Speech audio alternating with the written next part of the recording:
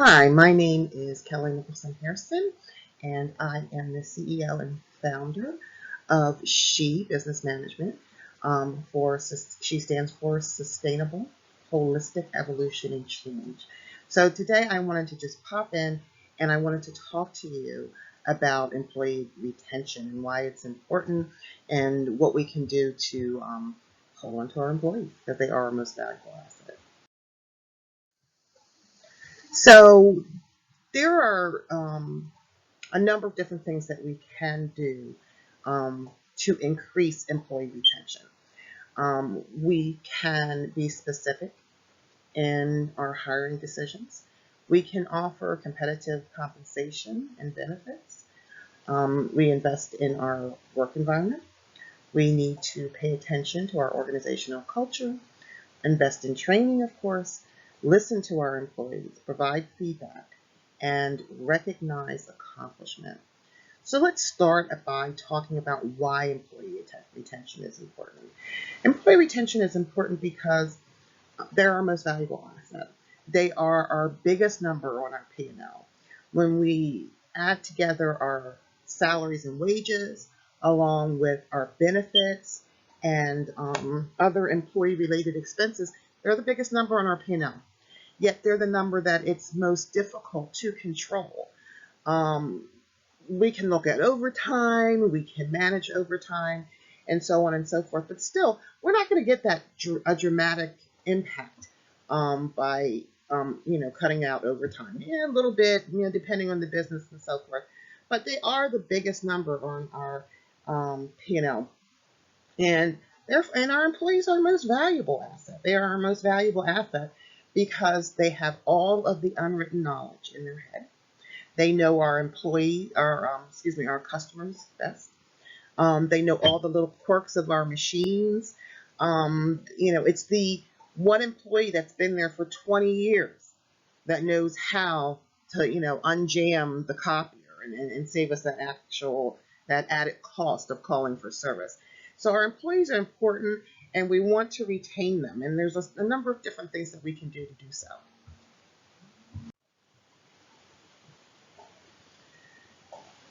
Okay, so let's talk about hiring. So when we hire, we need to be specific and intentional in our hiring. We need to really think about the position, think about what it takes to be successful in the position, and look for someone that's going to fit our needs. We need to take our time. We don't need to rush. I understand that, the concern is production, right?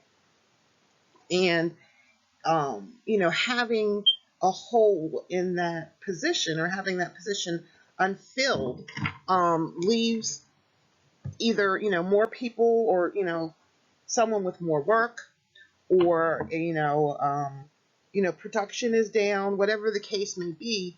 If we didn't need a person in that position, we wouldn't have a person in the position.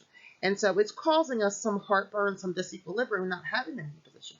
But we need to just kind of really slow down and be intentional in our hiring practices. Don't rush through the process.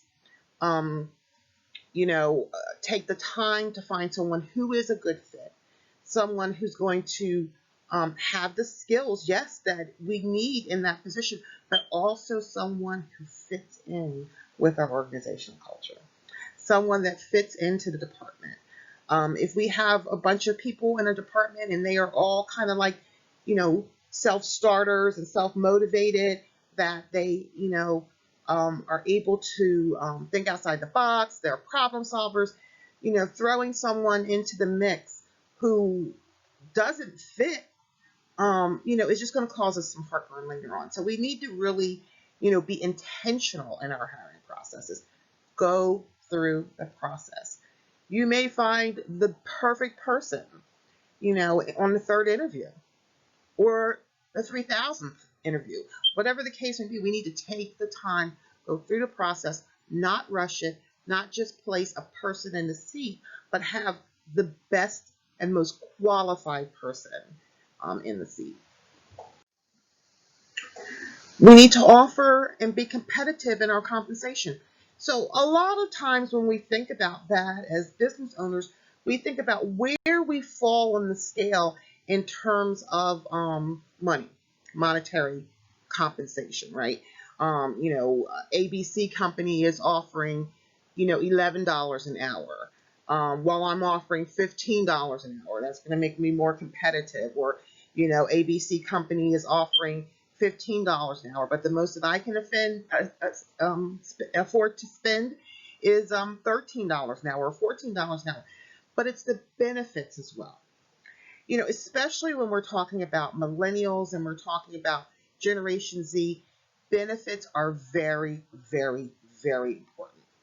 Our medical benefits are very important. What are the copays? Are my doctors in network? Is there enough flexibility in that, medical plan that it's going to benefit me, my spouse, my siblings?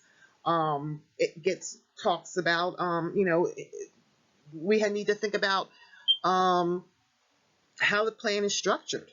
Um, if I'm not legally married, does it cover my significant other? We need to think in terms of that.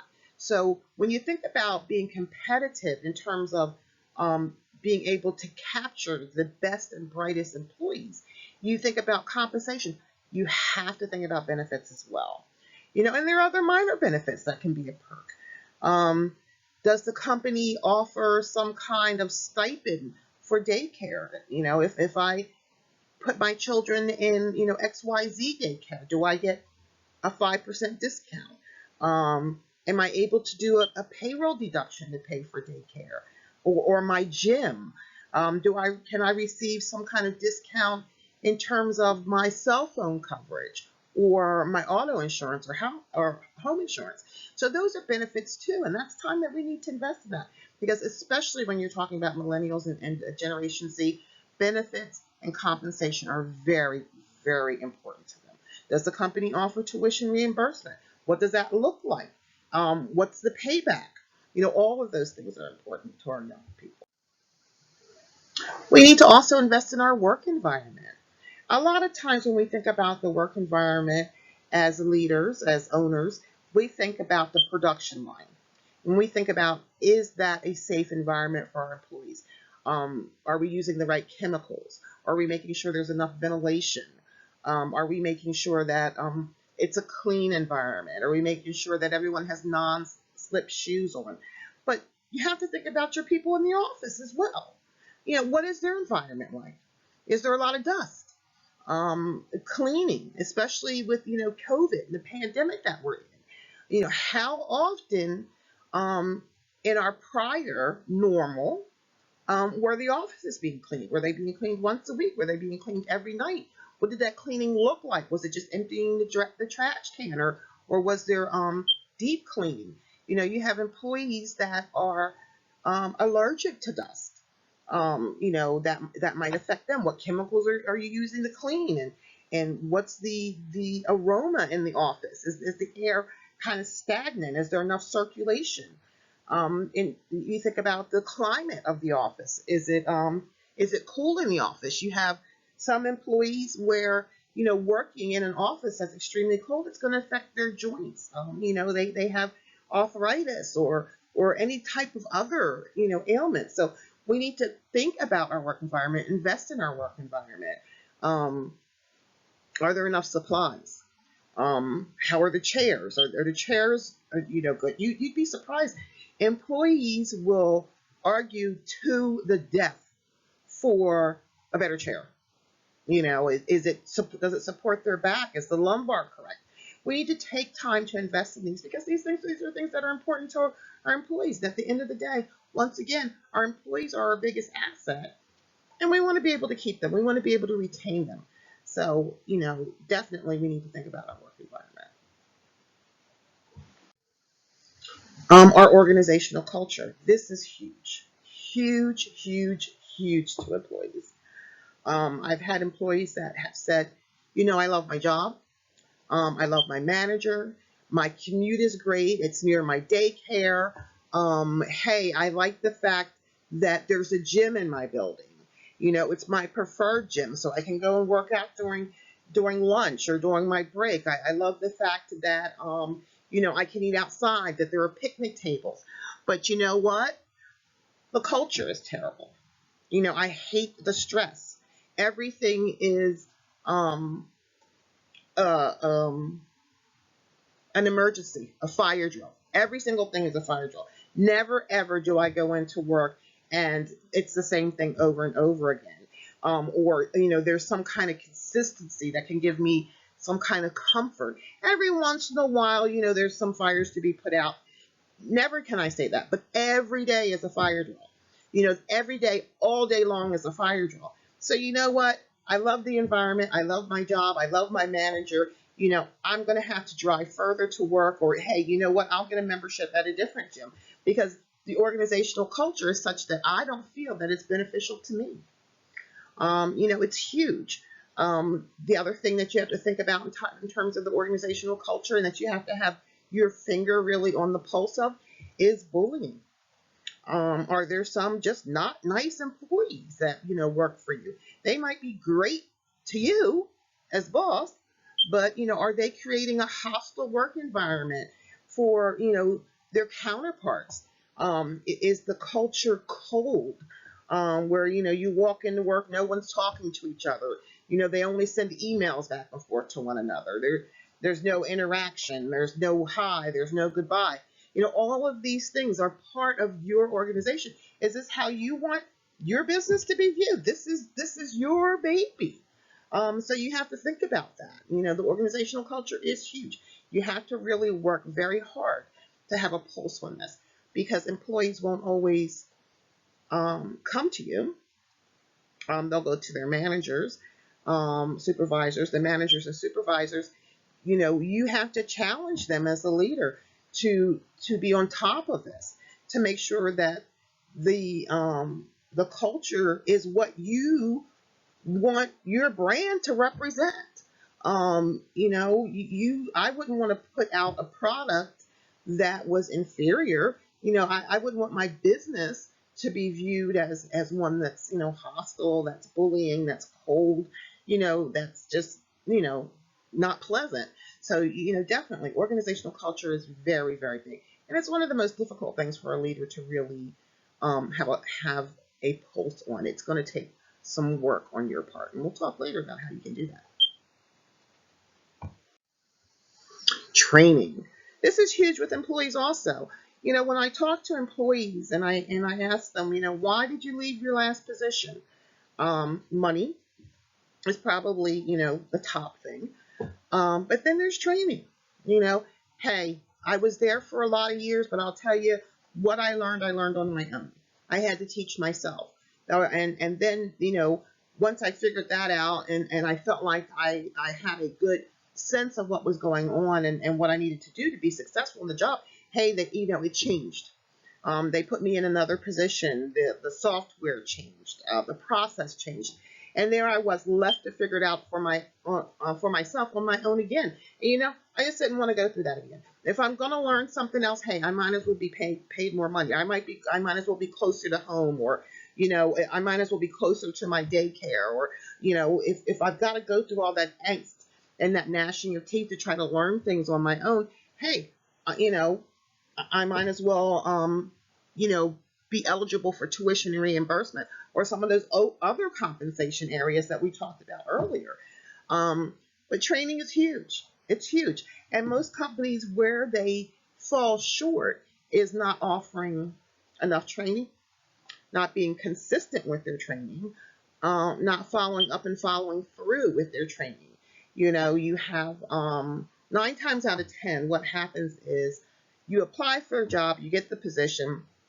If you're lucky, you are able to start your new position at the time that the person is transitioning out, is leaving the position. So you come in, you sit down with that person, and they begin to go over a list of their daily, weekly, monthly tasks, right? So that person is no longer engaged. The person that you are replacing is not engaged. They might be, for a little while. If you're good enough to be able to go in on a Monday they'll be engaged until about Wednesday. And then they'll have that light bulb moment where they say, hey, this isn't my problem anymore. You know, I'm tying myself all up in knots trying to figure out how to train this person and making sure that he or she is receiving all of the information and all of the knowledge that I have. But hey, nobody showed me. I had to learn it on my own. So you know what? I'm going to do the best that I can. But my office hours are 9 to 5. If I can't get it accomplished between 9 and 5 and before Friday, oh well, too bad, so sad. So, we as leaders need to make sure that our employees are getting the training that they need. Another big area where we fall short is supervisor and management training. A lot of times we promote people because they're great at what they do. They are great at what they do. And so, we reward them and we put them into a supervisor or manager's position. But we don't take the time to show them what it means to be a manager, what it means to be a supervisor. Managing people is a whole lot different than managing your schedule, managing your work. There's being able to give good and timely feedback, and we'll talk about that in a few minutes. There is the ability to prioritize for other people. Not everybody's able to do that. Not everybody's able to look at their things to do list and figure out what needs to be done first, what needs to be done last, or, what is a short win for me? What can I do right now? It's going to take me 5 or 6 minutes and I can get it across off my schedule. Not everybody can do that. They just always pick the wrong thing, to start with. So, that's definitely an area where we fall short as leaders and business owners when we just don't take the time to invest in training. So training is huge. Employees want to be trained. They want to be good at their job. They want to be successful. So, no matter, what the training is, they will benefit from it and they'll be happy to have the training done. Listening to employees. This is a place in an area that's so difficult, and I get it. I really, really get it. You've got 1,000 things to do in the run of a day. Your to-do list has gone from being a list to a to-do pamphlet or booklet, where you're just adding things to the bottom of the list. And do you really have time to sit and listen to someone? Great. Well, you have to make time to do it. It's important. Why is it important? It's important because employees who feel that their companies are invested in them, that they care, that they're a nurturing environment, they are 4 to 5% more productive. Yeah, 4 to 5% more productive, and that's huge. It's huge. If you took your production line and you added 4 or 5% to it, and you put a monetary value to that, that's huge. That is a huge win for your organization. So, yeah, it's important to hear employees' concerns. Do you listen to that employee who is unhappy about everything? And they will have a list of complaints every day to meet you. You listen to them to a certain extent, but you have to manage expectations as well. And as a leader, you should be able to do that. Which is one of the things that you should be great at doing is managing expectations. So you want to under promise and always over deliver, right? So, while you want the employees to know that your door is open, you want to have a true open door policy. Not just that the door is physically open, but that you are receptive and open to hearing what their concerns may be. But you also want to manage your expectations and say, hey, look, you're not coming in here every day and going to complain about, the temperature, the water fountain, your parking spot, the color of your check. All of that's not fair game. But, if you have something important, if there's something that you feel really passionate about and you feel that your manager is not hearing you, yeah, come to me, talk to me, let me know. Because once again, this is your business and this is, your product, and you want it to be seen in the most favorable light.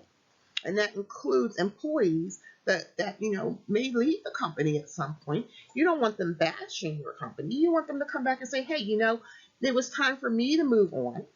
I felt like I needed more. I needed to be challenged more. I needed more compensation or whatever the case may be. But it's a pretty good company. Looking back on it, they were good to me, and I was good to them, and we just kind of maybe outgrew each other. And I decided to move on. You don't want employees to be bashing your company, saying that it's an unfair place to work, or that it's not a clean place to work, or no one cares about you over there. So it's important for you to take the time to listen to your employee concerns, but let them know that everything isn't fair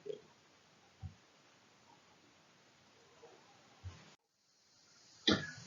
Providing feedly time back, or timely feedback, excuse me, providing timely feedback. So this is important as well.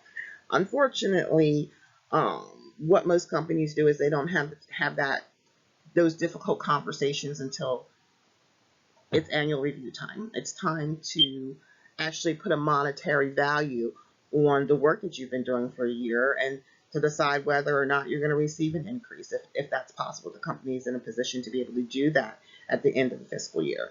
And it's a shame. It's really a shame from, two things come into mind. If you have an employee that's not meeting the standard, you want to have those conversations with him or her as early as possible, because you want to give them time to change their behavior, right? You want to give them time to adjust, and most employees will do that, given the chance. And then, if you have an employee who is doing exceptionally well, you want them to know that you're doing good. I like what you're doing. Stay the course. So you can think of it this way. We check our thermostat in our living quarters, or in our office, to see exactly where it is. If we're comfortable, we'll take a glance and say, hey, this is a good temperature. I'm feeling good here. Let me look over and see what it is, what the temperature is set on. If we're too warm or too hot, we're going to take a look, and we're going to say, hey, this doesn't meet my needs. So let me kind of see what the temperature is. So and we adjust ourselves accordingly, right? So, and we adjust the thermostat accordingly. We turn it up or we turn it down so that it can become an atmosphere in which we can succeed. So we need to give employees enough time to do that too. And unfortunately, no one likes to have difficult conversations, right? No one wants to, say, hey, you're not a good fit. Things aren't going well. It's hard to have that conversation. And so we delay it, which is the worst thing we can do. Worst thing we can do. It's unfair to the employee. How can we let them continue to move forward doing the same thing, only to find out that they're not succeeding, right? So if no one says anything to you, you think what you're doing is okay, and you continue to do the same thing. So there's more hurt when we delay it, we drag it out. Hugely, hugely unfair to the employee. And then we're not getting what we want. Like, we're one of two things are going to happen when an employee's not doing what they're supposed to be doing. As a manager or supervisor, you're going to pick up the slack, right? That's what's going to happen, because there's expectations and there's things that deliverables that have to be met. So you're going to meet those deliverables, right? That's going to make you frustrated, because you have all this other stuff over here that you're trying to do, right? Or you're going to put it on another employee, and you're going to either task them with picking up the slack, or they're going to pick up the slack because they can see that there's a lack, there's a need here. That's not fair to the other employee. So that it's very, very important that we give timely and good feedback. Timely and good feedback. And we'll talk about that in another video, but very important that we give timely feedback. We'll discuss what good feedback is in another video. And I alluded to this on the last screen a little bit, recognizing accomplishments. So that's feedback too, right? So if I'm doing a good job, I want to know that I'm doing a good job. When we look at Maslow's hierarchy of needs, which we're all familiar with, everyone who's taken a management class or any type of education class or growth class has discussed Maslow, right? So we're all familiar with Maslow's hierarchy of needs. So one of those needs is the need for belongingness. And so what goes in tandem with that is acceptance, knowing that I'm good enough. being part of the team, part of the group, part of the family, being recognized and appreciated. So one of the worst things that we can do is to not let our employees feel appreciated, important. You recognize those accomplishments. Recognize that 5-year anniversary. That's huge in business, huge. Why is it huge? It's similar to marriage. We talk about the 7-year itch in marriage, and most marriages, it's difficult to make them 7 years. The partners are getting bored. It's the same old, same old. She always says the same thing. He always says the same thing. In business, it's 5 years. You know, we've been sitting in the same position for 5 years. Um, we've learned a lot in 5 years. We're almost at that point where it's become routine and we can do our job with our eyes closed, right? Have you ever driven all the way to work and just like not even been really present, and you're like in your parking spot and you're like, oh, I don't even really remember getting there. We're almost at that point with our job. Things have become second nature to us. But then, are they still a challenge to us? Are we still getting the rewards the emotional rewards? Are we still looking back at what we've done at the end of the day and being pleased with ourselves? So, it's important that we as leaders show our employees, hey, we appreciate you. You could have chosen to work anywhere, and you chose to work for me, and I'm happy, and I'm so grateful that you're here. So, yeah, we need to recognize accomplishments. It's important to employees. Um, so, the other things that I want to talk about is, just kind of putting it all together. We want to make sure that we are intentional in our hiring practices. Don't just go through the process. Don't weed through the plethora of applications or resumes that you have. Pick one out of the pile and say, hey, this is it.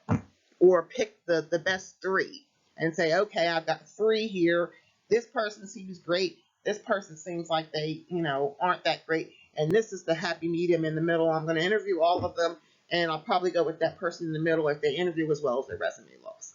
Be intentional. Take the time to find the right person. Make sure the fit is good both for the employee and good for you, okay, as an organization. You want to offer competitive compensation and benefits. Benefits are important. 401k, dollar match if you're able to do that. Huge for millennials. Perks. 5% off your daycare because you're with my company. Um, you know, $10 off your gym membership because you're with my company. Um, an extra cell phone line because you're with my company. All different types of ways that we can throw perks in there. Um, Pre-tax payments for daycare, and that lowers the taxable income. That's good for employees. We want to invest in our workplace, both in our production and also in our offices. We want to make sure that it's an environment that our employees can flourish in. Nobody wants to work in a space that's too hot, that's too cold, that's dusty, that's sticky, that where the equipment is old and it's constantly breaking, and I'm paper clipping it together and using duct tape. No, invest in your environment. Make sure it's the best environment that it can be. Pay attention to your organizational culture. Everything else can be wonderful, but if I am in a miserable culture, no one smiles, no one's happy, no one engages. I'm sitting right next to someone in my cubicle, and rather than, or 6 feet these days with COVID, right, in the same room, rather than to go over and have a conversation with them, I'm going to send them an email or pass them a Post-it. For me, that wouldn't work. For someone else, maybe it's great.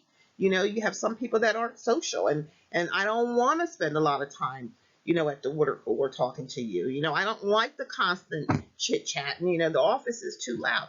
You need to make sure that the organizational culture is a good match and it's a good fit for the employer as well as the employee. And going back to being intentional when we're hiring, assess this. Ask the question, what type of environment do you work well in? What type of organizational culture are you looking for? Find out. What is it that you want? What is the good for you, the good part for you? Invest in training. We want to build our employees. Um, you know, uh, um, Microsoft Office training. Excel is huge these days. There are still people that are adding things up on calculators and keying in the amounts because they don't know how to use a formula in Excel. How much more productive will it make them to be able to use that function in Excel? They're delivering a product that you asked for, that you've got your spreadsheet, but there's no formulas in it. They're adding everything up. What's the purpose? Listen to our employee concerns. Set your boundaries, but listen to their concerns. There are a lot of times that the employees are the first ones to know when something illegal or unethical or immoral is going on. And you, as the owner, sometimes you don't know. There could be, a manager that's inappropriate. They're going to know. They're going to know, and you need to listen to them. Provide timely feedback. Got that mixed up again. Provide timely feedback so that your employees know what's expected of them, and they can change course. And they can alter their behavior. Look, everybody wants to be successful on their job. Everybody wants to be happy. Everybody wants to feel like they're doing a good job. Give them the feedback. Tell them what changes could be made, and they will 100% of the time accept the challenge. And recognize accomplishments. Let people know you care about them, you did a good job, you're happy with what they did. I'll see you next time. Bye.